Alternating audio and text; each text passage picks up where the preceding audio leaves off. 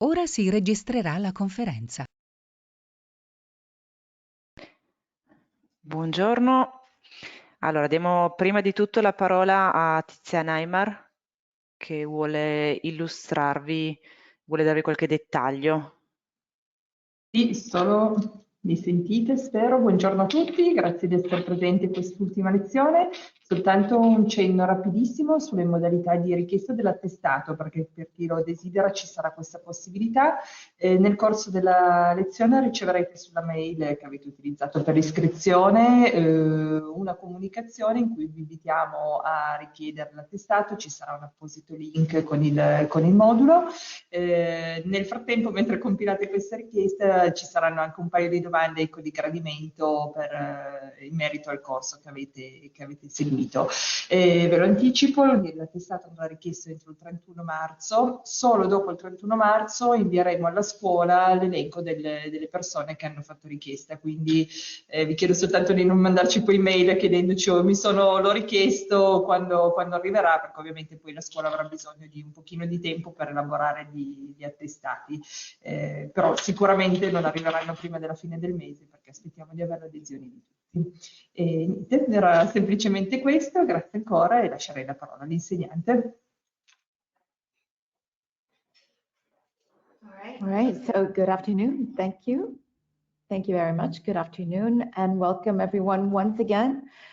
This is considered to be your last encounter.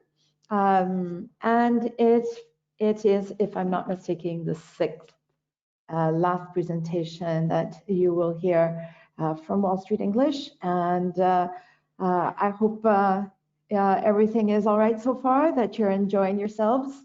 And today we're going to be talking especially about food, all right, and culinary habits around the world, but especially in Italy. All right, so if you do have trouble with the microphone, if you do have trouble understanding what I'm saying, please feel free to contact the service manager, my colleague Sylvia, which is right beside me there on the screen. And she will help you out. All you have to do is write it down in the chat. All right, and we're going to get started. As always, what I'm going to do is I'm going to share my screen with you. It's just going to take a couple of seconds. And as you know, sometimes we do have some problems with sharing the screen, but hopefully everything will be all right today. So let me see if I can manage this time around. Again, it'll take a couple of minutes to upload. All right, I'll try to be with you in just a minute. In the meantime, if you wish, you can just control your microphone, and hopefully everything is all right, and we will be ready to go in just a little bit.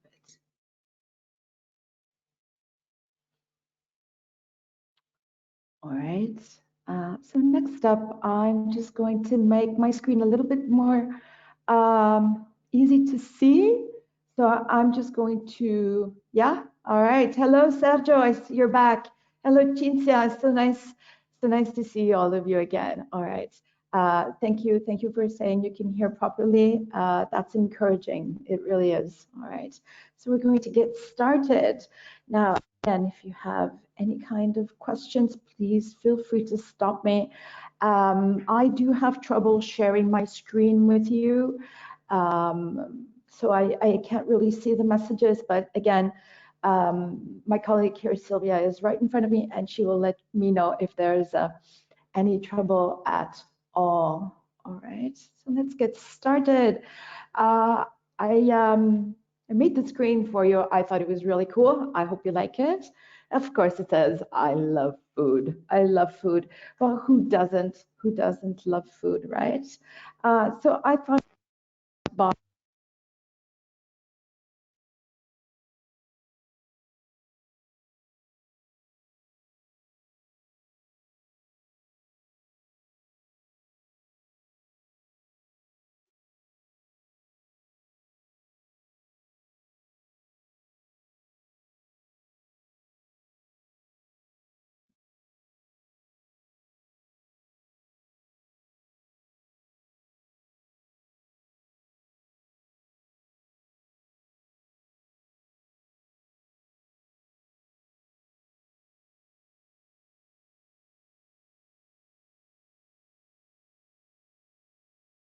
strange because up till 1 minute ago, you could hear me. Can you just tell me if you can hear me now, please? Just give me a thumbs up sign there. Tell me if you can hear. Yes. All right. Thank you, Giovanni. All right, guys. Yes. Thank you, Tiziana. I'm going to cross my fingers. And good. Thank you, Sergio. We're going to get started once again. All right. So, as I was saying before, I love food. I love food. I just thought I would give food a definition. It's something we don't usually do. I thought we would just get started thinking about this, the theory. All right. So a definition, and I said that theoretically speaking, food is any edible material that supports growth, that repairs and maintains the body healthy. All right, that was my definition of food. Now, I would really like to hear your definition of food. And of course, my parents are Italian, but I was born, as you all know, in Canada. For those of you who don't remember my name is Paola in Italian, and it's Paula in English. All right. So again, if you need anything, please feel free to stop me at any time. My definition of food, of course, is based, having Italian parents, I do feel honored and feel special. And so that was my definition based on my heritage, right? Food is edible. It's an edible substance that we consume. And we do it to fulfill our daily requirement of nutrition, right? And if you look at it that way, it's kind of boring. But this is another definition. As you can see on the screen, it says, any edible material that supports growth, repairs, and maintains the body health, right? Is eating a right or is it an obligation? Well, I think that's a pretty good question. We don't usually think about that, but if you have any kids, I think you've asked yourself this question at least once during your lifetime. I think it's a little bit of both, right? So the right to food is recognized in the 1948 Universal Declaration of Human Rights as part of the right to an adequate standard of living. This right is also protected by regional treaties, depending on where you live, and national constitutions. So, in the end, what it boils down to is we must eat, right? We have to eat. So, we can skip once or twice, right? Although we know this is only a bad habit, of course, but most of the time, due to rushing around all day, this is a bad habit we've developed, right? I have to say, isn't it nice when you have the time for eating and take your time to digest as well? I think that's very important, all right? Again, this is just some ideas I thought I'd put down for you. Do you share my opinions? Please let me know in the chat. Please let me know. All right.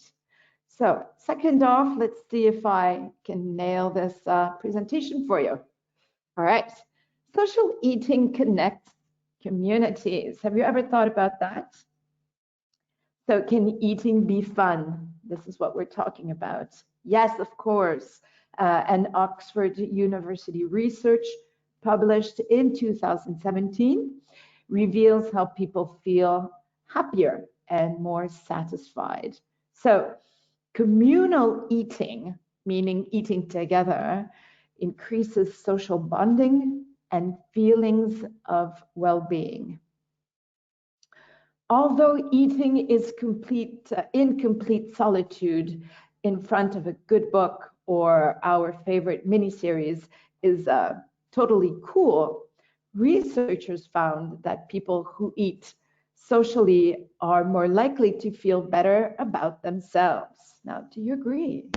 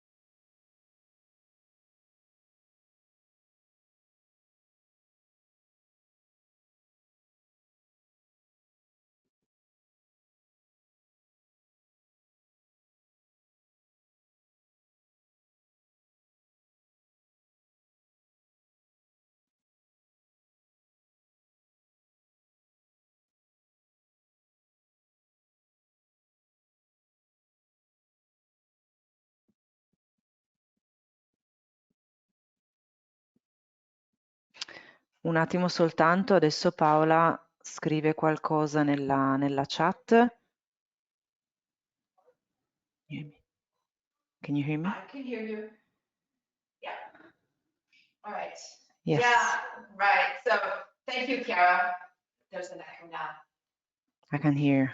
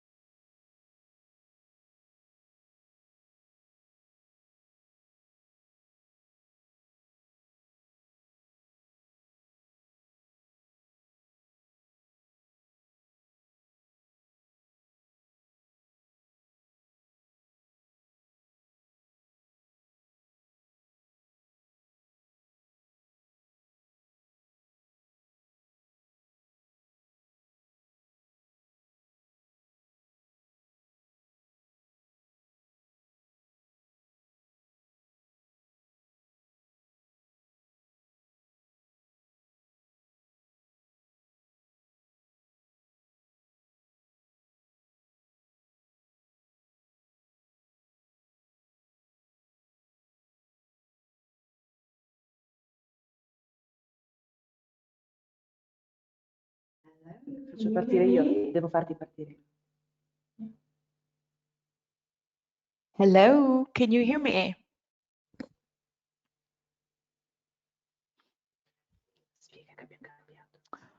Oh, great. All right. Now, great. Now, this is quite kind of interesting. We've flipped our microphones without changing the line. I think this is going to work. All right. So thank you, Marcella. Thank you, Giovanni. Thank you, Liliana and Cinzia. All right. Let's get back on track. Let's get back on track. All right. So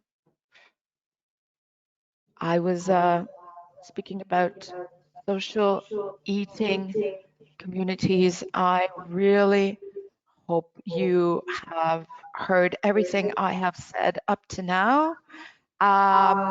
What I'm going to ask, though, is if there are any problems with the registration right now. Are you recording? Is that okay? Can you just confirm that I can keep on going with the lesson, please?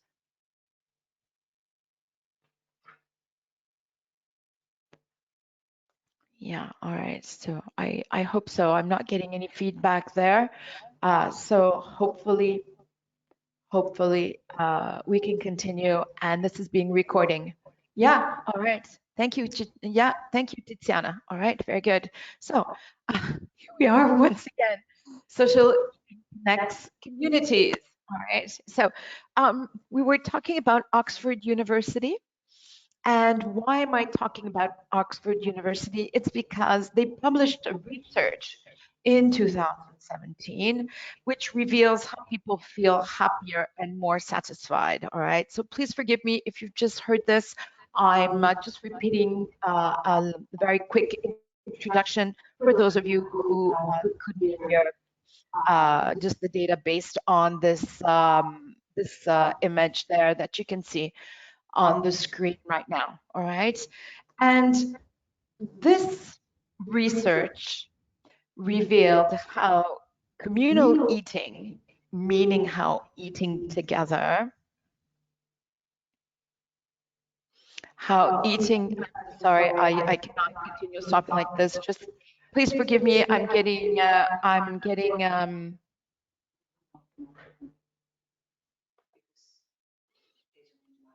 all right, can you hear me? I hope so. Wow, okay. All right. Now, I do hope I can pursue this lesson every time I stop. It is kind of difficult for me to get started once again. So I'm being asked if any chance that you have some problem once again, you should try maybe to log out and log back in. All right. So here we are. Really into this Oxford University research, which I'm trying to get through to you today.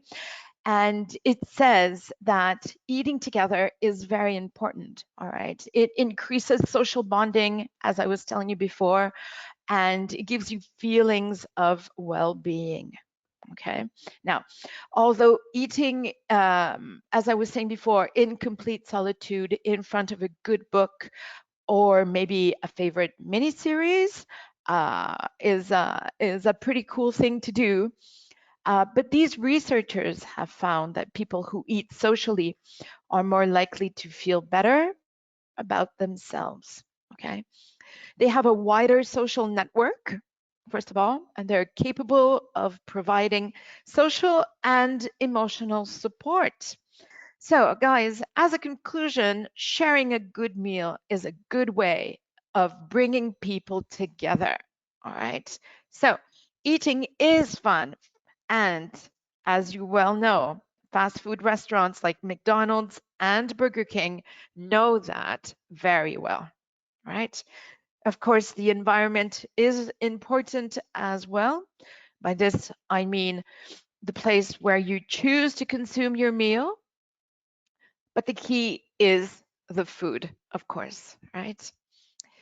The diners must find food tasty and savory. The diners, meaning the people who are eating, it's important for them to find the food tasty and savory, all right?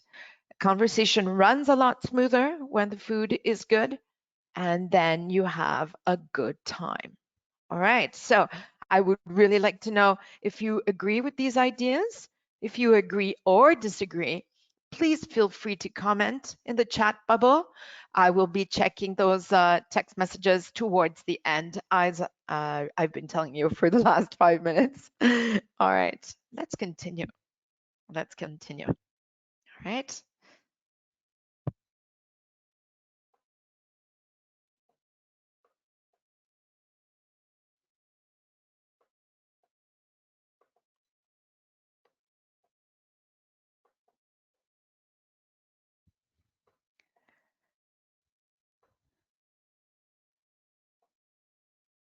Okay, so restaurant origins, culinary abilities run deep in Italian families. Maybe even since the beginning of time. Cooking skills are genetic, which means they run in the family, and considered to be a source of historical culture. Not only the ingredients, but also the way the food is prepared step by step, which then gives origin to the recipes. According to Discovery Channel, one of the earliest examples of a true restaurant culture began 600 years ago and halfway around the world. It seems the first establishments were easily recognizable as restaurants, popped up around 1,100. And I have something here for you I would like you to check out. I think this is quite interesting. I hope you agree. Here it is. Let me see. I'm going to go back.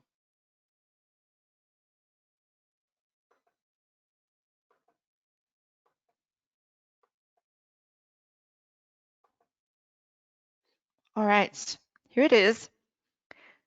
A scene in what is thought to be the ancient capital of Kaifeng, I hope I pronounced that correctly, showing food stalls from a scroll titled Going Up the River at the Qingming Festival by Zhang Zedwan in the early 1100s there. All right, so we're in China also, and it's when the cities were very densely populated. It seems about 1 million inhabitants each. All right, so this is where we have our first witnesses, our first testimonials of restaurants around the world. Ethnic restaurants were therefore the first kinds of restaurants with entertaining districts. Now, I hope you can see this. Maybe I can zoom this in for you so you can see it a little bit better.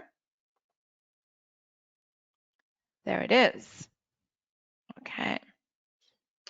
So, according to a manuscript, the waiters would sing their order to the kitchen. So they would get their orders from their customers, and then they would work their way up to the kitchen. They would have to wait in queue. They would have to wait in line to sing the order to the chef. All right. Of course, no one was to be they had to be very careful. No one was allowed to make the slightest error back then. You can just imagine. They are, I have to say, there are many versions to follow from France to Britain. And French restaurants were considered as bouillon shops. Now, for those of you who know French, bouillon is considered to be soup. So bouillon shops were soup boutiques.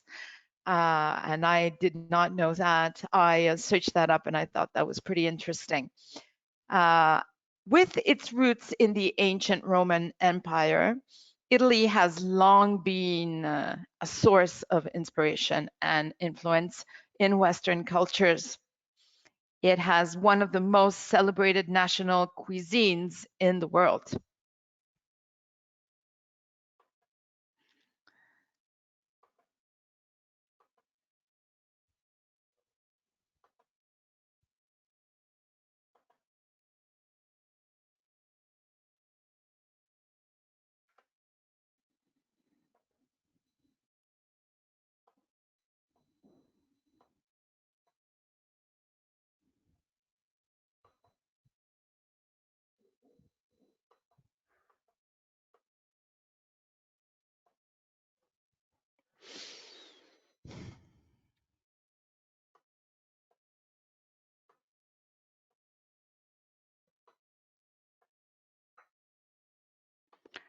Yeah, I think we really are having line problems. Please be patient. Kind of difficult nailing the correct graph there. Okay, hey, all right, I did it. Okay, here we are. So, as you can see on the screen, we have the top 10 little Italies in the world. So let's look into this. All right, top 10 little Italies around the world today. New York, first off, San Diego and Cleveland are just 3 of the top 10 cities that have the most beautiful little Italies in the whole world, attracting people who love and share our passion for the Italian food culture and traditions, right? Let's just run down that list there. We have also Brazil, which is the 4th in line, and South Philadelphia, St. Louis, Baltimore, Buenos Aires, Chicago, and Sydney, Australia as well. There you go. So one can find a little Italy in just about every major city around the globe. Thanks to the mass immigration of Italians in the late 1800s into the 1900s, leaving Italy in search of a better life. They established neighborhoods throughout the world with thrive and perseverance. All right, so they, of course, have demonstrated the tricolor heritage to this day. Okay, I think that's important. Let's not forget we have been immigrants as well, right? and hopefully our Italian intelligence will stay in Italy here on after and not move abroad. Let's hope to keep it in Italy, right? Let me know what you think about Little Italy. Have you ever seen a Little Italy before? I have seen my share of Little Italies. I think they're fantastic. I really do. Again, they demonstrate tricolor heritage to this day. And if I may, I'd like to add that Canada also has Little Italies, mainly in Toronto, in Montreal, in the big cities, most of all. That's a little bit of patriotism on my behalf as well. All right. So here we are. I thought we would talk about this before we spoke about our heritage in Italy. All right. Let's keep moving. See if we can nail this presentation. Origins of traditional food. All right, I really, really hope you can see this properly because I think this map is fantastic. I really think it's fantastic. Okay, so it says origins of traditional food from across the world. So maybe you have trouble seeing just what's written underneath there. I do know you'll be getting this presentation. And now this is a different presentation from the last one I used, which is always a PowerPoint presentation. But the last one had trouble with GoToMeeting. And so this time what I did was I published it, hoping this will be easier for you to see, right? So again, if you have trouble reading those little words there at the bottom, the subtitles, don't think about it now. Maybe you'll have the pleasure of going back if you're interested, which I hope you are, and you'll be able to look into that. Now you've got the title of the ingredient or of, let's say, the dish. And then you have the origin, where it comes from, the destination, where it traveled to. I think that's pretty interesting. And again, I think it's the migration there. I'm having trouble seeing it too. All right, but pretty cool, pretty cool. I couldn't believe it when I found this. I said, this is perfect. This is just perfect. How many times have you thought, what is the origin of something you're eating? I've thought about coffee lately. We had a presentation in the past on coffee and chocolate, different origins for chocolate. So let's look at this. All right. Every part of the world preserves their own culinary recipes based on their ingredients and spices, right? Freshness in this case is the key word. I'm sure you will agree with me. Freshness is the key word when it comes to ingredients and spices. This map demonstrates the origins of many traditional foods that come from all over the world and how they have traveled. All right. Okay.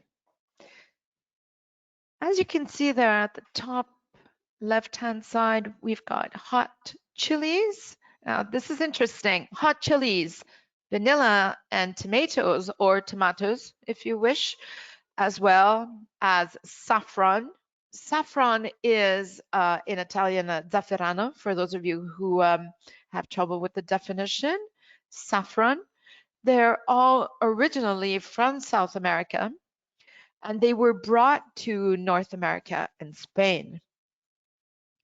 The Duke of Florence gave these tomatoes we were talking about their names due to the heart shape. Now, of course, you're Italian today, and I have to say, in a certain sense, I feel as if you are my teachers and I am the student coming from abroad. So please feel free to comment on anything I am telling you, because this, of course, is my research for this lesson.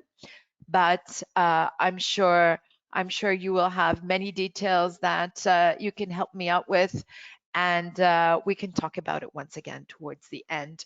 Anything at all, any curiosity is very much encouraged and accepted. All right. So the Duke of Florence gave tomatoes their names due to the heart shape.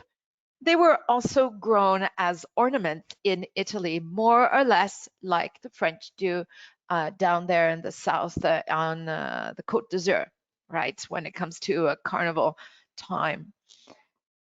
Coffee is originally North African, Ethiopian, and nowadays it is also cultivated in Venezuela and in the Dominican Republic. Now, I don't know if any of you knew that or not. That is the same also for chocolate. The others are specialties that have traveled around the world. I believe the most curious being the donuts, maybe. I don't know if you agree with me. They are originally from Greece, but are so famous in the USA. They're considered to be American policemen's favorite breakfast on the job. So there you go. They were originally from Greece. I think that's quite interesting. All right, bear with me. I'm going to try and scroll this down for you.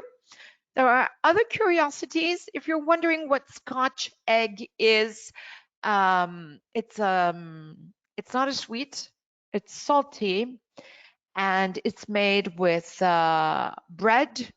It's as I was telling you before, it's a culinary dish. At the bottom there, you can see cheesecake, French fries. French fries, we all know where those come from, but we also know where they went, which is also why they've changed their names, right? So they've passed also to the UK, and French fries, for example, in the UK are called crisps, right? And there's a little bit of misunderstanding there between French fries, crisps, and chips. All right. Let's keep going.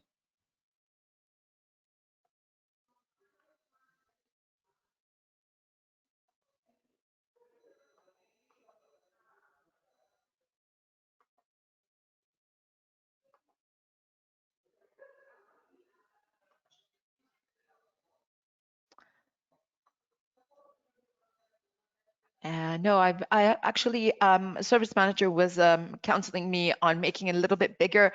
Again, unfortunately, I cannot do that because it would unbalance all the others images that you will see. But once again, it's you will have the possibility of checking those out in the presentation that the service manager will be sending to you. And I was telling you before, cross my fingers, you will find this interesting enough to go back and check out this presentation. All right, again, which is slightly different from the last one.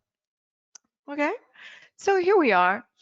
And again, pretty interesting origins and primary regions of diversity of cultural crop. Now, I'm not going to say too much about this.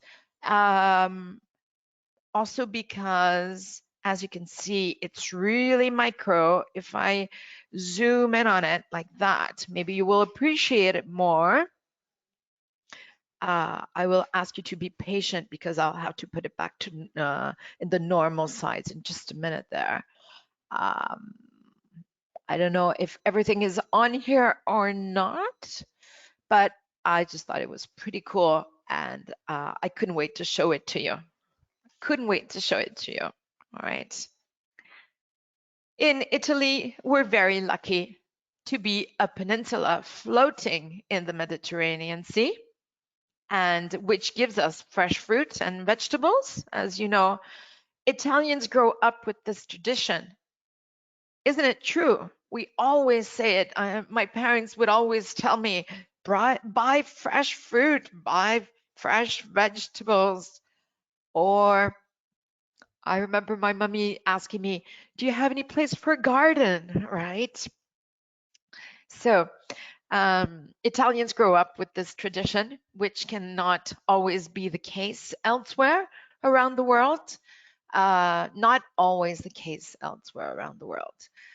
Not everyone has our climate around the world, and so sometimes it is a philosophy hard to go by, right? It's a philosophy hard to follow, right? But we are lucky, and I think we know we are. I think when I say we, I feel that I can associate with you on this, having my two parents Italian, even though I am Canadian, and it makes me very proud to have my genes, which are Italian, and I can say this. All right. So let's keep going. Once again, let me know what you think about this map. I see some of you are writing some things down. Wonderful, wonderful. Please excuse me if I'm not going to read everything at the moment. What I would like to do is keep moving forward, and then I will gladly read your messages. Okay, so make this a little slower. Once again, a little shorter, smaller if you wish. And let's keep going. Here we are. Okay, now.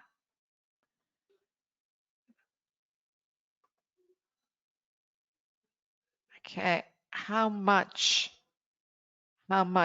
are you into good food? How much are you into good food?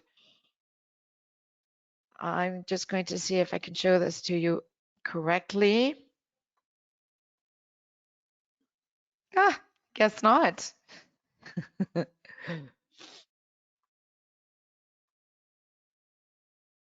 Okay, I think I will not be able to do more than this. Okay, here it is. I'm going to stop. Here we are.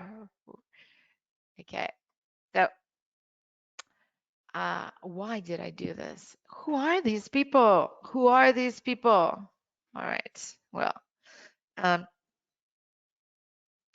I have to tell you that I think you've recognized them by now. These are famous chefs, right? Famous chefs. Now, the Mount Airy News posted an article just last week, early this, at the beginning of this week, which talks about how a young lady named Emily Brunner likes eating macaroni noodles because of the way they look, right?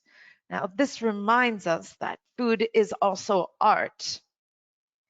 Setting the food to create an attractive visual display, sometimes even in two-dimensional or three-dimensional formats, is considered to be art. Now, this is naturally to attract the eye and, let's say, also provide social critique. Now, I believe this aspect of food to be important. Now, something like this happened to me many, many years ago. I had the pleasure of eating in Menton, beside the beach, and it was wonderful. They brought me an entree, which was just beautiful, and I couldn't even see the food. I thought it was the plate. So art in a pure factor. It was wonderful. I really appreciated it. All right. So who are these people? Well, here we are. We've got Anthony Scagno and Philippe Biceri, I think it is, if I'm not mistaken.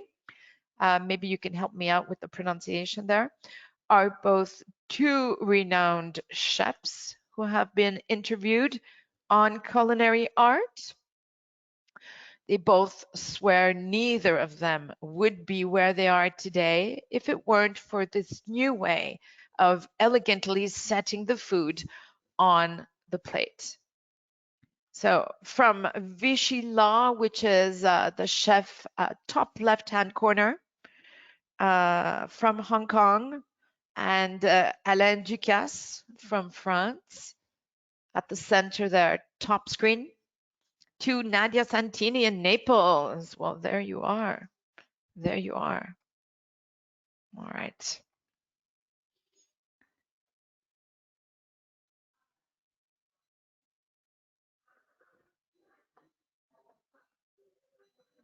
Okay. So I believe this is automatically takes us to the highest level of chefs who proudly cook each day in the hopes of watching their customers' palates explode in fireworks of delight. I love that sentence. I'm going to read it over again because it's wonderful. This automatically takes us to the highest level of chefs who proudly cook each day in the hopes of watching their customers' palates explode in fireworks of delight. Wow, just love it there. So famous Piemontese chef is the one and only Chef Vivalda, who has a family-owned business in Cervere, I believe it is. It's a cornerstone of this region, right? Cornerstone Capisaldi. So he's got this beautiful place, which is called Antica Corona Reale d'Arenzo, I believe it is. I've never had the pleasure. If you have, please let us know. If you know the chef personally also, what kind of a person is he? If you can help us out here, it would be quite interesting. I've never had the pleasure, but he must be wonderful. He also has, I believe, a 2-star Michelin there. We will talking about that in just a minute, right? And let's keep going. All right, now, if I can nail this, I know you recognized him from his beard. Here he is, he's coming. Here he is. And I think a ta-da is an obligation. Here he is. Now, I know you know who this is, so let's talk about him, right? With a 3-star Michelin reward as well, Chef Cannavacciuolo is famous, of course. We've seen him 1,000 times on television. And his restaurant is Villa Crespi in Novara, right? Now, this reward is based on the quality, mastery of technique, personality of the chef, value of the food, and its consistency in making good reviews. All right, so between the two, now I know there are others will follow. Please let me know what you think about these chefs, these Italian chefs. And again, if you've had the pleasure of tasting a wonderful meal in these facilities and meals created, I'm going to use the verb created, meals created by these chefs. All right. This is not a runners-up, meaning he is not the last chef. Of course not. And here he is. Have you recognized him? Do you know him? Do you follow any kind of program on TV that has to do with these chefs? All right. Who is he? Well, maybe you haven't seen him. He's a little bit less renowned, and maybe Cannavacciuolo is a little bit more, or again, Enrico Crippa is maybe more known. Now, I hope I'm not mistaken, but this is Marco Sacco with his Piccolo,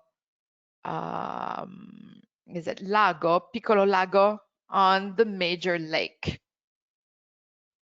All right, here it is. Wonderful.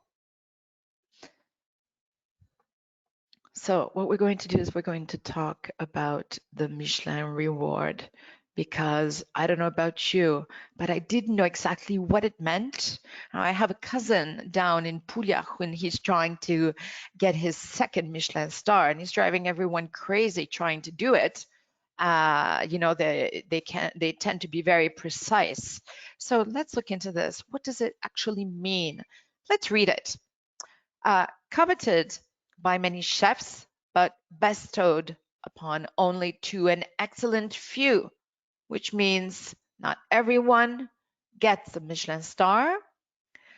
Getting a star or 3 could change the fate of a restaurant. Now, what do you think about this Michelin star? Do you think it's so important? Do you think it means so much? I'm sure there are many, many different chefs out there with their own personal specialties that don't have a Michelin star or maybe would. Let me know what you think about this Michelin star. Do you think it's so important nowadays to have a Michelin star? It's always been a big thing, right?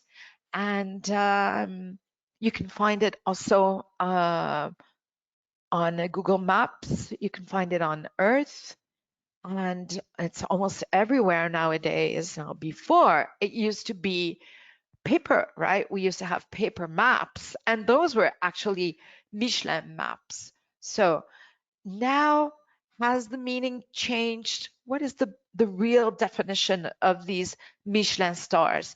Or do you think it's more a question of publicity, right?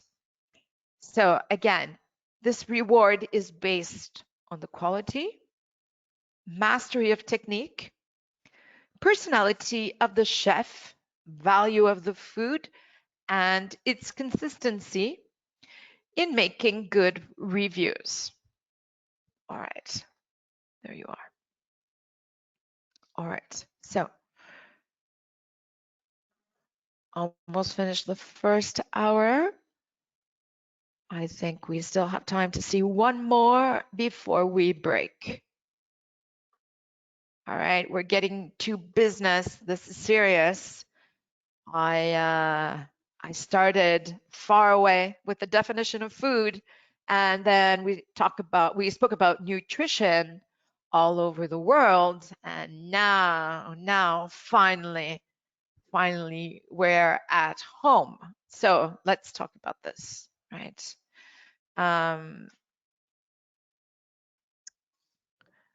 I've got pasta, capers, and maybe for you, basil or basil. There are actually 2 pronunciations there to take into consideration. Oregano is not only the correct pronunciation, but also the correct stress. Be careful, oregano. Now, I know this must be funny for you, as I was telling you before. I do feel I am the student today, and you are my teachers. So again, please feel free to comment on the funny ways English people have of pronouncing Italian ingredients in food, right? But this happens all over the world, and English people do it many times. We also do it with French words. Might I just time out 1 minute and remind you of the different courses during a meal, and what in English we say starters, and then we have the main meal, and then desserts. Well, we also say hors d'oeuvres instead of starters, but it's not pasta, but it's hors d'oeuvres, which is considered to be antipasties. So there you go. And the word dessert, which in English is dessert, is, of course, the dolce, right? It's the sweet part of our meal. So yeah, it can get pretty confusing. I'll give you that much. Let's go back to oregano or oregano.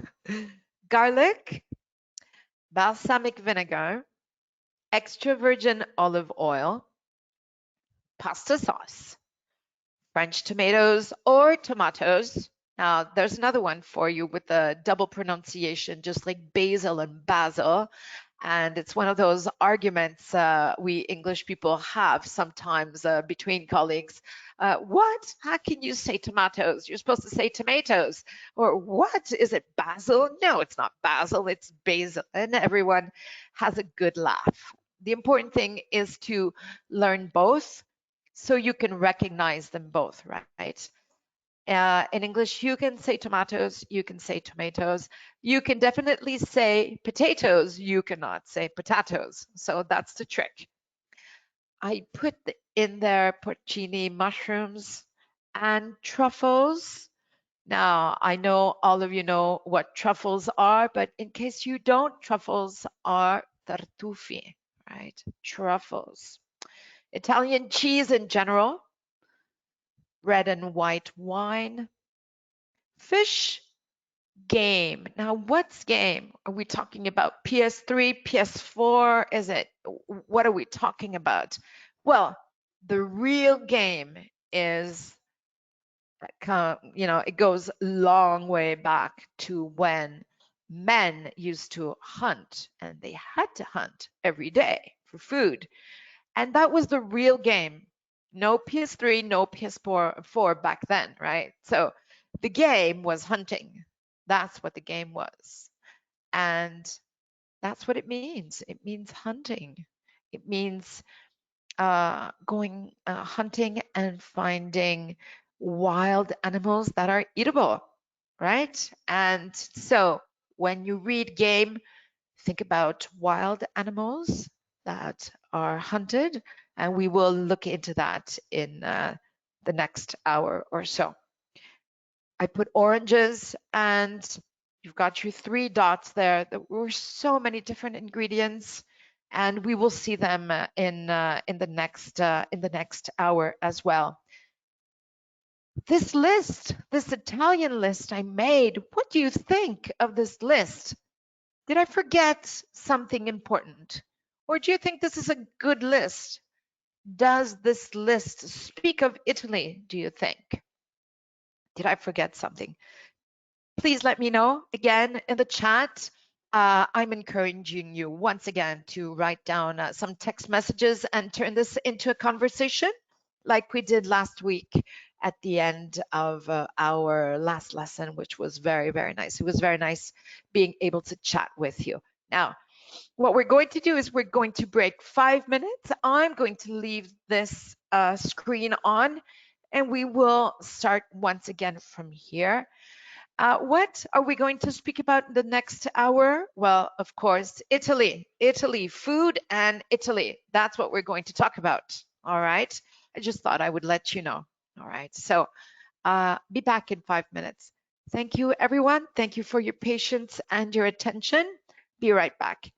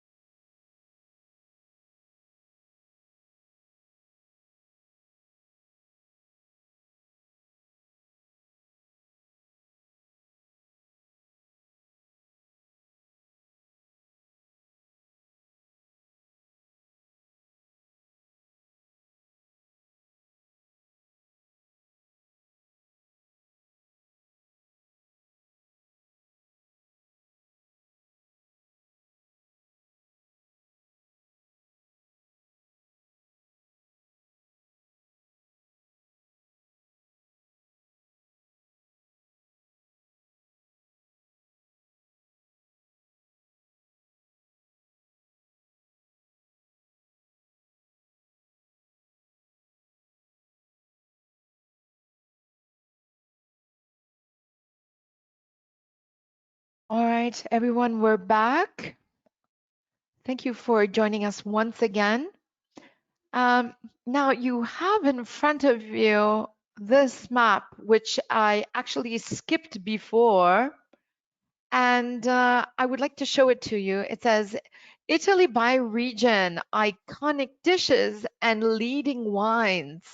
Okay, now once again, I think it would be truthful for you to know that my colleague and I have swapped headphones, which seems to be a good solution. It's an original solution, and so I thank my colleague that came up with this idea because it seems to be working. Can you just confirm that you can hear me? Please just give me a thumbs up sign there. Tell me it's okay on the chat bubble. Thank you, Giovanni. Thank you for sharing. All right. So thank you, Sergio. Thank you very much. Okay. So here we are, and I have to say, when I saw this, it kind of freaked me out. I think I stayed in front of this, if you want, this map of Italy, this chart, if you wish, or diagram, because wow, there's so much that needs to be said. But I don't know if you agree with it or not. I would like to go over it with you. All right. Now, before I do that, I actually read one message there that spoke about coffee, and which said that coffee is quite different in Anglo-Saxon speaking countries. Yes, it has a different taste. Of course, there's also the dehydrated coffee, if you want, and which is the instant coffee, and now which is the one I prefer. We also have a different way of doing that kind of coffee, whereas in Italy we have the mocha, right? And not only do we have a different way of drinking dehydrated or instant coffee in the sense that we make it in a different way, but we also have a different way of drinking it. So in a big cup with a lot of water. I personally love coffee all day long, and I have mugs lying around my house all day. My husband is the one that cleans up, takes all my mugs. I also go to work with a mug in my car. I hope that makes you laugh. I just didn't invent that. That is the truth.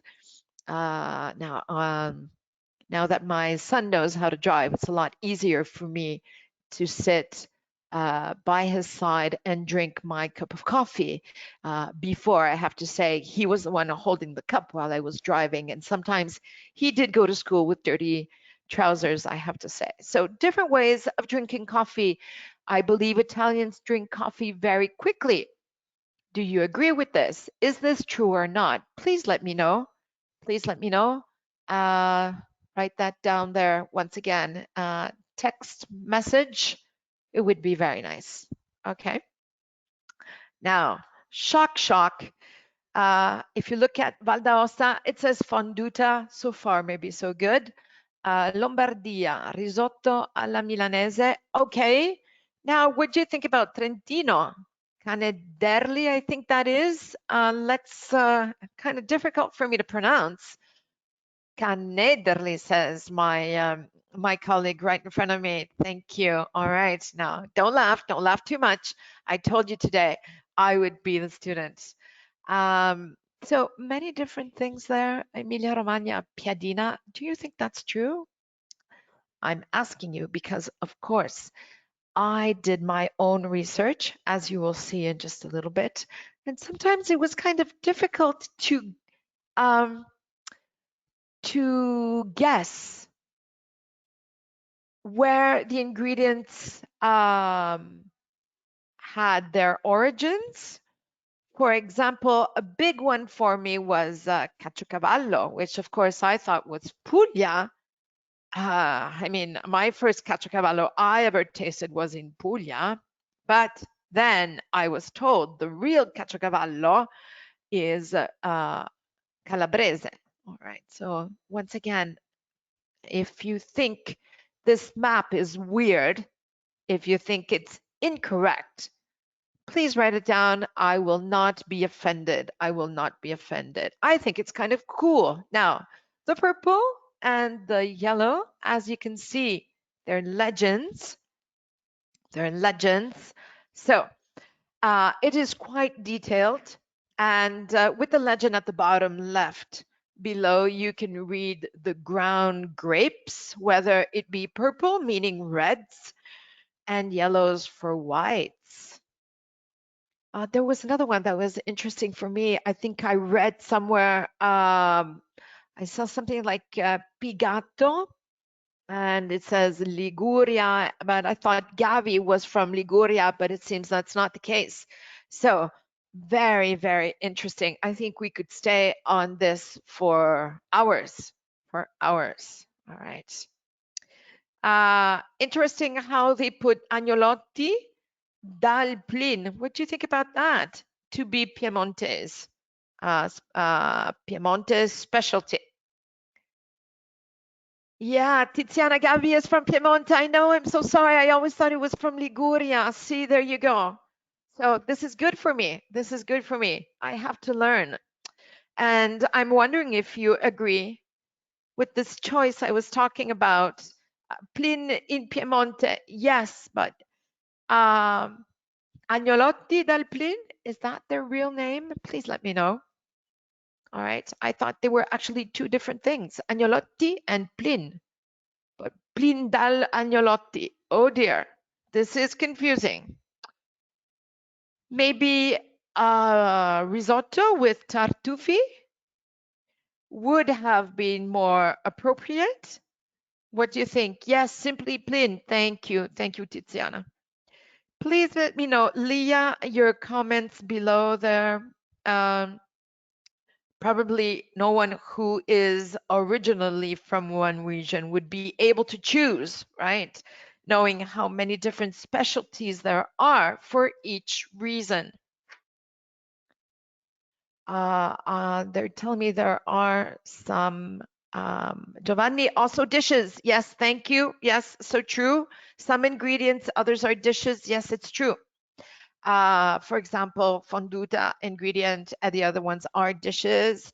Now, I'm going to continue because I could stay on this all day.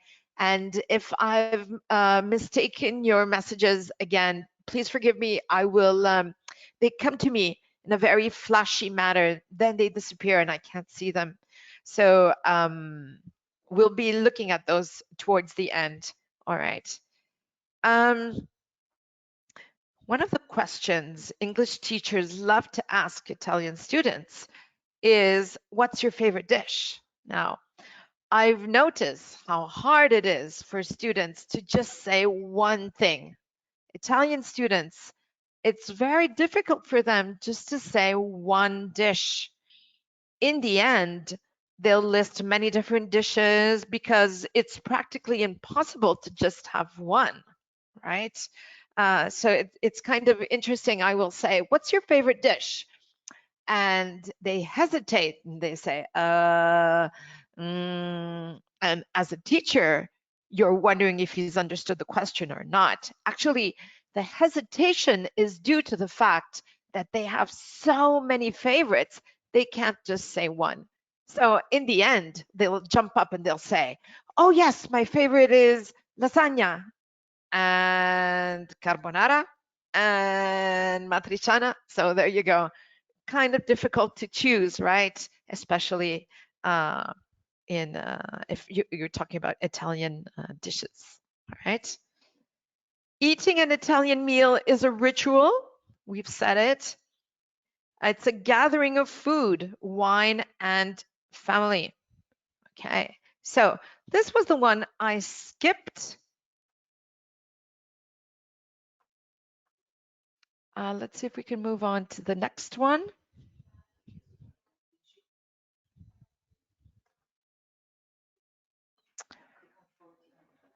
Yeah.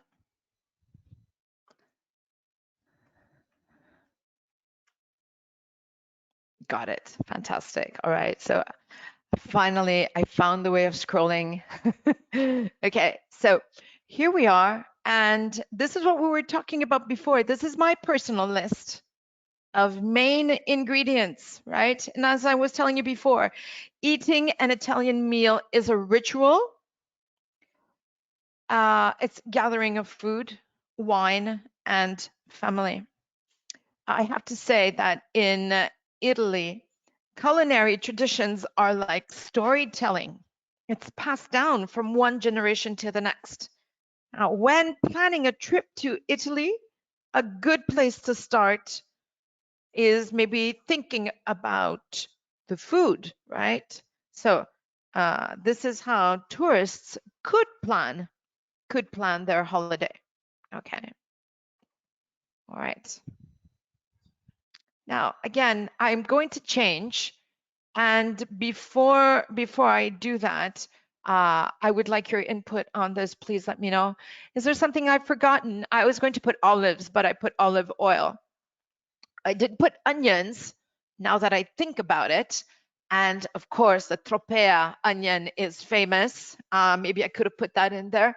Please forgive me if I didn't. You cannot imagine how difficult this was because Italy has so many things, so many.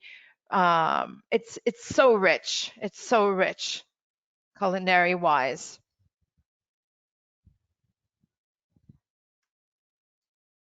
All right. Well, here we are. We're going to start off, and again, I was told by my son, "Mommy, Italy has, I believe it's 20 regions, if I'm not mistaken, 19 or 20 regions." It was practically impossible for me to do all of them in just 2 hours. And now, if I've forgotten something, and I know I have, please write it down so we can talk about it, and that will certainly enrich my vocabulary in Italian as well. I still haven't had the pleasure of visiting all of Italy, and I would truly like to do that. All right, so here we are. We have Puglia specialties, and as you can see there, I'm the student. I believe that kind of bread is called a bread from Altamura. And on my left, we have orecchiette with cime di rapa. There you go. How's my pronunciation on that? And mozzarellas, love those mozzarellas, especially nodinis, right? Nodinis, fantastic. Now, as I said before, I didn't put caciocavallo, caccioricotta. What is it that I forgot? Please let me know. Let's continue. Campagna could not speak about Italy without naming pizza. Impossible, impossible. And how many times have we heard that pizza is Chinese? Not true, not true. Let's say it once and for all. This is our specialty. And we are pretty fierce about this. We're going to defend this honor all of our lives, right? So Campagna is, of course, pizza. I know there are other things. While I'm speaking to you right now, many things are popping up in my mind. Like, for example, is it baba? Baba, right? Baba al rum and many other sweets, right? Okay. Actually, the region is Campania. Oh, well, thank you. Thank you. See my spelling there. Thank you. Okay. Lombardia, I hope I spelt it right. This on your left is cotoletta, is that right? And as you can see, on your right is panettone. I went crazy last night trying to figure out where the panettone was from because I knew Pandora was from Verona, right? I hope that's true. Next up. All right, now I know you're going to have a good laugh at this because it's quite the mix, right? So on the left, We're way up there on the peak of the mountains, Trentino with the famous speck. And on the right, we've got Liguria with, of course, pesto, but not only. I know you're thinking about torta verde, maybe. True? Right. Okay. Torta verde, or is it Pasqualina? Okay, please help me out here. Write something down and help me out. Focaccia Genovese. Thank you, Giovanni. I know. So many specialties. And market, I thought this was kind of interesting because, as you can see there, it's casciotta d'urbino. I didn't know this existed. Now, did you? Of course, cheese. I was quite generic there before on that list. I said Italian cheese. I didn't want to put anything too specific, right? Okay. Okay, by the way, ham, speck. What am I leaving behind? Salami. And okay, I have a message here, but it's too quick. I can't read it. Promise I will read it towards the end. All right, what is your favorite there? Torta verde. Yeah. Okay, from Ormea. All right, from Ormea. Thank you. Okay. Next up, let's see if I can make you hungry. I hope you're getting hungry. Did you find the time to have lunch today? I hope you did. All right. No, it's not giving it to me. I'm having trouble once again. It's not 20. Let me see. No, it's blocked. Don't know why. Okay, let's just go down like I was doing before. I think that's the best. 21 it is. That was 20. All right. All right, Tuscany. Please let me know if you spell it like that. No, this is English and not Toscana. So maybe this is correct. So on the left, I'm going crazy. I had a quick lunch. Now this is the famous Fiorentina. Let's talk about this when you go to the US and you say, I would like a T-bone steak. This is what you're going to get, a T-bone steak.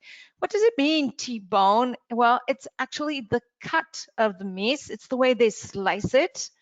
And bone is, of course, l'osso, right there at the center. It has the shape of a T, exactly like we call the t-shirt a t-shirt because it has the shape of a T. Did you know that? Well, it's a curiosity, but there you go. It's the Fred Flintstone steak. That's what it is. And what is it on the right? Does anybody know? All right. I would like to make this a guessing game, but I'm going to be, yes, it is, Giovanni, it's the ribollita, of course. Wonderful, ribollita. All right, Giovanni, are you from Tuscany? Because if you are, this was easy for you. So yeah, ribollita. I had no idea. Honestly, I didn't. All right. Next up, I believe. Let's see what it is. All right, here's another mix for you there from top to bottom of Italy. And before anyone goes crazy, if you're from Sardinia, please forgive me because I didn't even have find the time and didn't really know how to put Sardinia in there. Forgive my ignorance, but yes. All right, cannoli from Sicily, I think it is, Pandoro, Veneto, and my best friend is from Veneto, and last night I called her up and I said, what do you have in Verona? And she said, are you kidding me? You must be kidding. I said, no, come on, I'm tired. Tell me, what do you have in Verona? And she said, you're ridiculous. I'm not buying you Pandoro this Christmas. She was very angry at me. Val d'Aosta, of course, Fontina, and I'm wondering what I'm forgetting. Very curious down there, Calabria, again, Caciocavallo, which is famous. Can anyone tell me the name of that Caciocavallo? It starts with an S. Do you know? Please let me know. And famous, no, how do you pronounce that salami? It's Nduja. Is that correct? Nduja. Wow. Okay. Amazing. Abruzzo is special. Thank you, Tiziana. Abruzzo is special because you have all the different cereals there. Wonderful. That enrich everything. Okay, next up. Hope I'm making you hungry. Now, I have to tell you, my parents are from Vercelli. So the rice is just amazing. My mummy is an ex-mondina. So I thought I would talk about the rice because again, this is one of those products where you can't really define where it comes from. If I say risotto milanese, la milanese, then it's with saffron and it's from Lombardia, right? But usually rice is from Vercelli. Now, can anyone contest me what I'm saying here? Please let me know. At the bottom right there, you'll see black rice, and you're probably saying, why did you put the black rice in there, which is Chinese?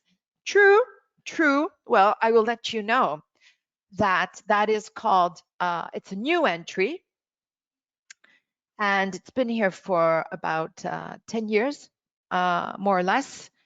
And it's a union between China and Vercelli. And you will find it exactly in the Vercellese region, especially from a cultivator, which is called Greppi, I believe it is. And that is called riso venere, black rice. Very good, very good. It has it's a wonderful kind of rice, really it is. All right. Next up. All right, well, here we are. I couldn't wait. I had so many things to say about the Piedmont region. Now, please let me know if I wrote that down correctly this time or not. Now, I really want to know. Was I supposed to write Piemontese? Oh dear. All right, this is the way you're going to find it in English books. All right. Right at the center there, you have Bicciolani di Vercelli. My mommy used to call them I tira. Now, I would like to know what you call them. Are those krumiris? On the right, you have, yes, pasta di menica, the one on the right, Erica, from the Pampanato. True? Baci di dama. Krumiri, thank you, Giovanni. At the bottom there, kind of hidden, yes, from Casale, very true. The Bunette. Please tell me where the Bunette is from. I'm waiting on this. Now I can see you're finally giving back some input. Am I making you hungry? All right, are you ready for coffee? Right on the right there, you've got Toroncino. It took me some time because the origin of Toroncino comes from very far away. But now it is considered to be a Piemontese specialty. And of course, we have the gianduia there from Turin. All right. Which one is your favorite? Ladies, which one is your favorite? And gentlemen, please let me know.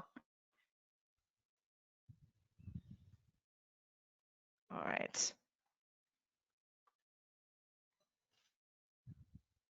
Let's keep going. So many things with in Piemonte.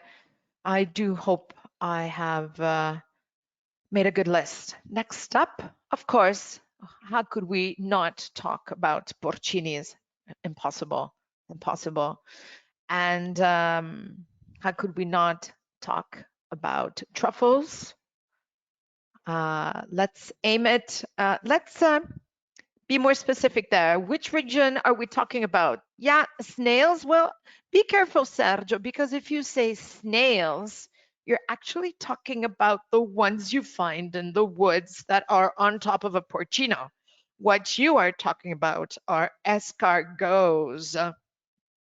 Escargots, yep, this is true.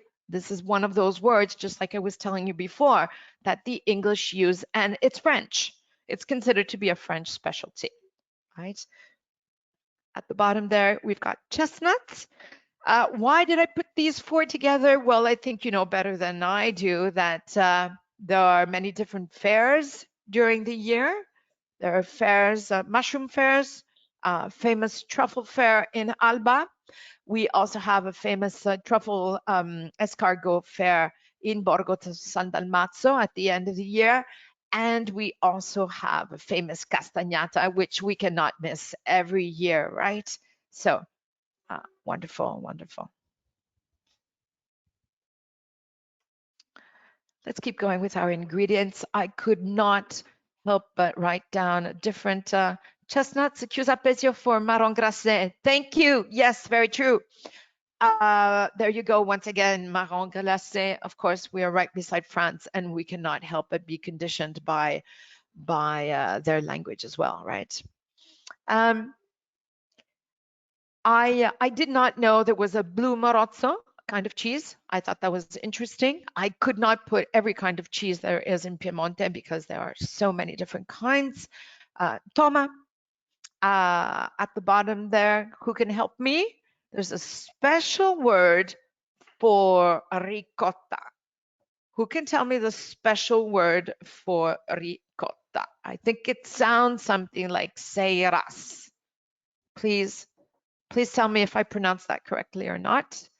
And robiola. Seiras. Thank you, Erica. Now, I'm sorry I can't hear you. All right. Sergio said it too. Thank you. There's a couple of S's on one. Which one is it? Seiras. And is my accent good enough? All right. Ta-da. Okay, that I have to stop here. This is impossible. I'm going mad now. Of course, this is game. This is what we were talking about before. Game. G-A-M-E. You have there at the top left. That is a specific kind of salami, which is how can we say this? It's a blood clot salami, right? Can you confirm that and tell me the name? And then we've got quails at the center there, little quails. On the right, those are frog legs. I grew up, my daddy was loved going for frogs. Capone di morozzo, yes, right down there at the right. Very good, capone.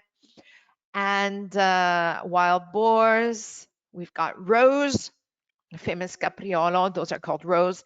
And something I did not know is the white hen. The white hen is also considered Piemontese specialty. If you know anything about the white hen, please let me know. It was quite a novelty for me. I had no idea. Next up, we have curved cards, and you can make such wonderful dishes there. Of course, Carmagnola pepperonis as well. And on the right, as you can see, we've got famous leeks from Cervere. And at the bottom left, now you're going to say prunes, but I know that is not the name of those prunes.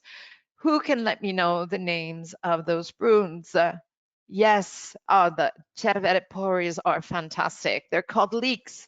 Ramasin, yeah, there's a spelling mistake there. Ramasin, thank you. Thank you, Tiziana.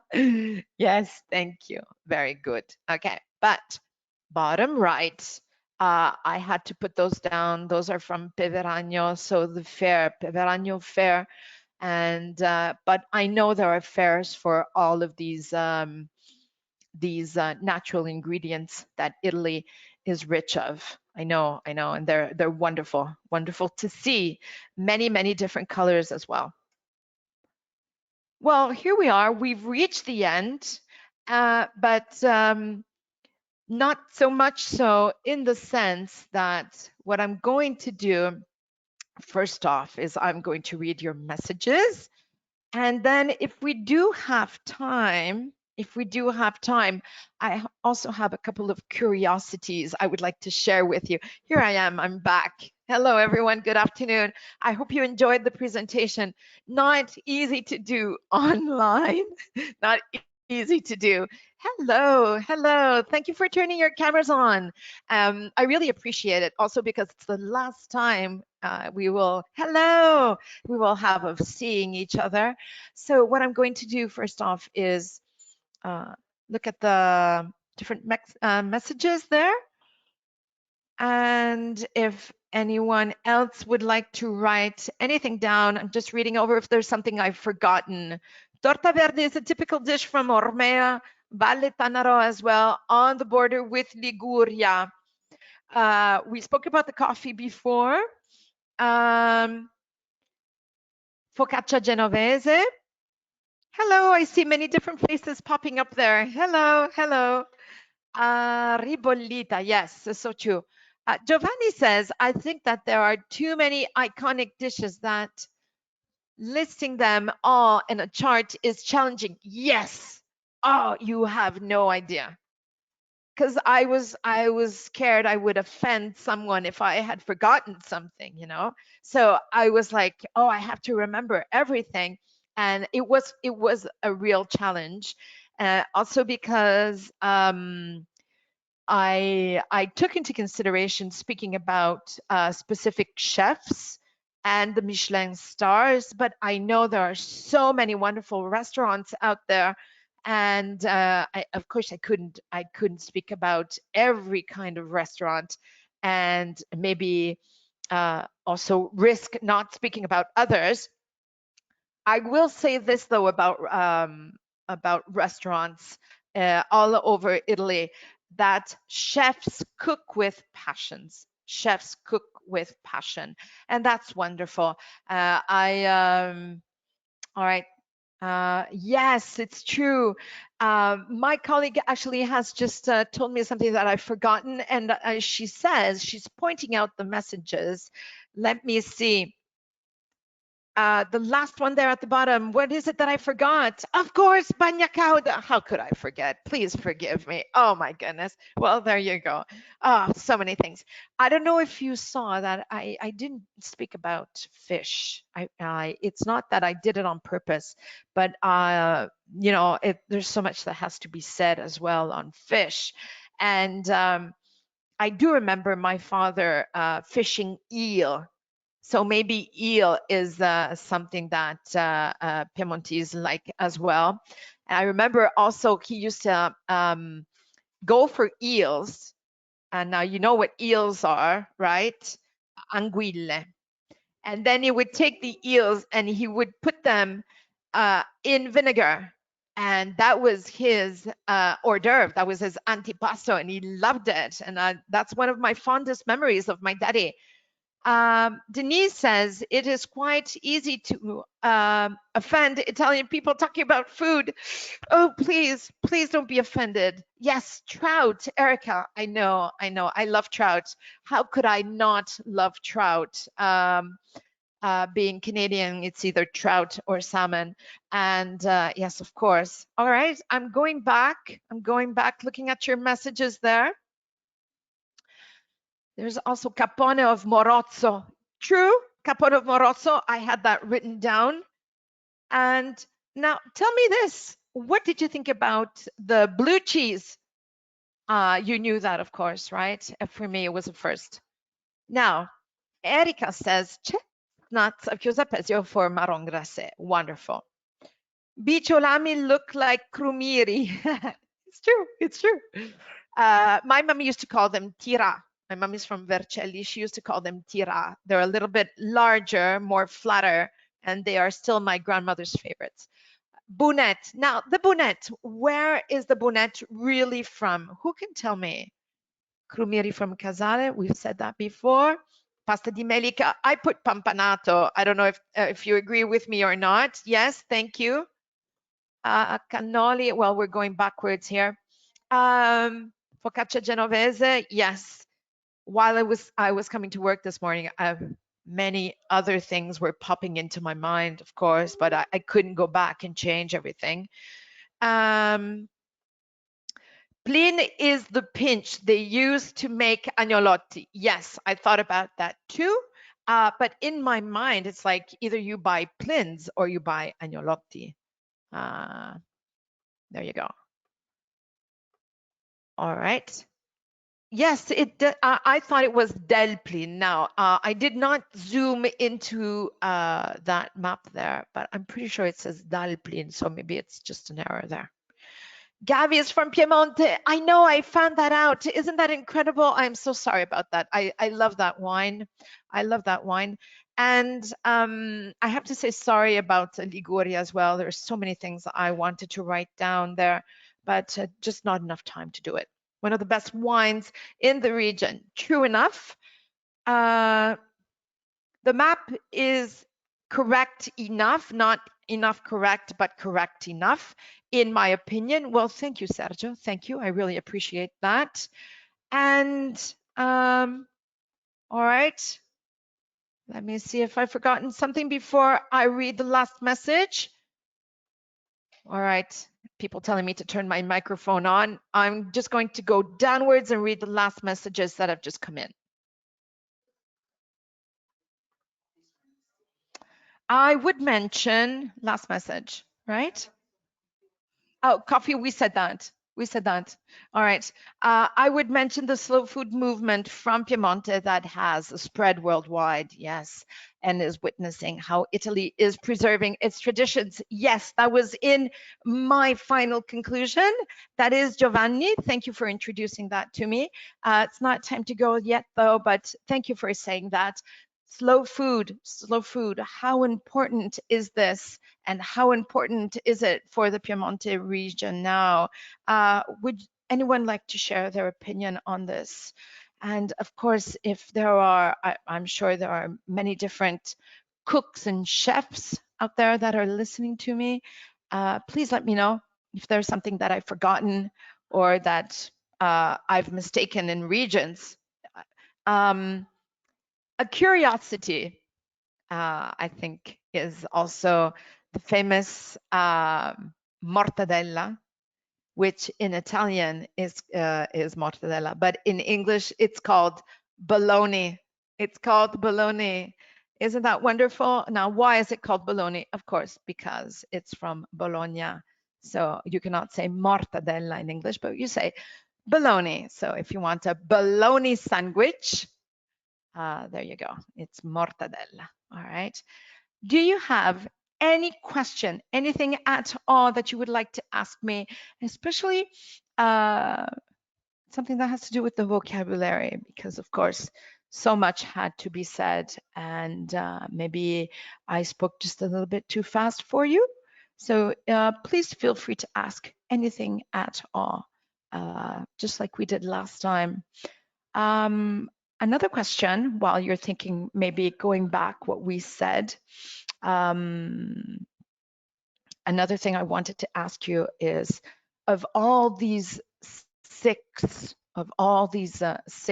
lessons that you had, which is the lesson that you've preferred, the one that you thought was the most interesting? All right, please let us know, also for us, for future reference, so we can get better at what we do, at what we try to do, and just for the pleasure of having you as students, right? Please let us know which is the one that you preferred. Honestly speaking, it would really help our job. All right. So yes, slow food, how important that is, slow food. And what does it mean? Does it mean that fast food is not good for you? What is the meaning of fast food? If you think about, again, we spoke about McDonald's before. You know, I was born in Canada. I love making hamburgers. I make my own, but I love McDonald's as well. Such a wonderful time to go with all of the family just to have fun, right? But slow food, where does slow food fit into our daily life? That's what I would like to know. Where do we find the time to make this food? Where do we find the time to stop and to eat slowly and appreciate? Because today's life is so hectic. Okay, do you agree with me? Do you agree with me? Or do you think this is ridiculous? Yes. Yes, 0 kilometer. All right. Also, in our dialect, we call mortadella Bologna. Oh, really? There you go. I did not know that. I did not know that. Thank you. Thank you for sharing that. Okay. So, Italians are proud of their food. They should be. They should be. And there's no other place like Italy. Now, before we leave, just as I'm waiting for some messages to come in, I have some curiosities for you. And what am I speaking about? Well, I will let you know in just a minute. Oh, I have a message from Gabriella, the 5th lesson. Okay. Was that the last one? The one I did before? Oh, you like that one? All right. Well, thank you. Yes, well, it's good to know. Wow, it really lifts my morale. I have to tell you that. They're not easy to prepare. And also because, once again, you know, I am the student in Italy and you are my teachers. Giovanni says, while grocery shopping, one can pick and choose to produce products that are respectful of local labor and traditions. Yes, all right. Although, Giovanni, I have to tell you what I already said once before while we were looking at the charts. My personal belief is it's easy for Italians to do so. Mind you, this is not possible all over the world. Coming from a very cold country, I have to say, I remember the first time my father brought me a kiwi. I was very small and he was so proud of that kiwi. Now, of course, that kiwi was not cultivated in Canada, all right? But I thought it was wonderful. It tasted wonderful. And, you know, think about things like avocados. Avocados come from, is it Brazil and New Zealand, if I'm not mistaken? Some avocados are grown on the Costa d'Azur, but not many. So yes, I think it's wonderful. Again, I think it's in the Italian tradition to always buy fresh food, fresh ingredients. It's in our tradition. I still have my father-in-law who is 83 years old and he has his garden and he won't eat anything else if he doesn't pick it from his garden. Now, you know, he won't be able to keep that garden up much longer. What's he going to do when he doesn't have his garden anymore? He'll have to buy lettuce in store, and that's going to be a disaster, a complete disaster. I will tell you that much. So, not an easy thing to do. Not an easy thing to do, right? All right. So while I'm still waiting for some messages, I just thought I would fill up this gap with some common sayings about food in Italian. And I'm hoping you're going to have a blast with this because I have the definition in English, but of course the saying is in Italian. All right. So it's normal for Italians, let's say, to gather around a table. It is not only important what you eat, but also with whom you eat, right? That's why the Italian language is full of sayings and proverbs about food that are also related to the family. All right, so here we go. The first one is, and I would really love to hear you, see your faces if anyone has the courage of opening up their cameras. The first one is parla come mangi. Parla come mangi. Literally, we're saying speak the way you eat. I think that's wonderful. Speak the way you eat. So it is said almost as a rebuke to those who use difficult terms or difficult Italian words when it is not necessary. It is an invitation to speak simply and clearly, just like Italian cuisine. All right. Now I've got some new messages here. It says Liliana wrote, I like cooking very much. And for me, it's very important, the recipe, the quality of food, and also the presentation of the dishes. Yes, again, art art, as I was telling you before, fantastic. I agree. All the way, from the beginning to the end. All right. Number 2, would you like to hear one more? Non tutte le ciambelle escono col buco. Literally, it means not all donuts come out with a hole. Not all donuts come out with a hole. All right. So I thought that was kind of nice. It is used when the result is not quite as expected. But it helps to put things in perspective. On many donuts, some come up out of the oven without a hole. Try again and you will be luckier. All right. I have a third one here and I would like you to guess. Now I'm going to wait for anyone to write down on the text what they think a good definition in English is of essere come il prezzemolo. Who can give me that definition? Essere come il prezzemolo. What do you think that means? And how would you translate it in English? Okay, think about it just a minute. Essere come il prezzemolo. Now, while you're thinking of a definition, parsley is used extensively in different recipes, right?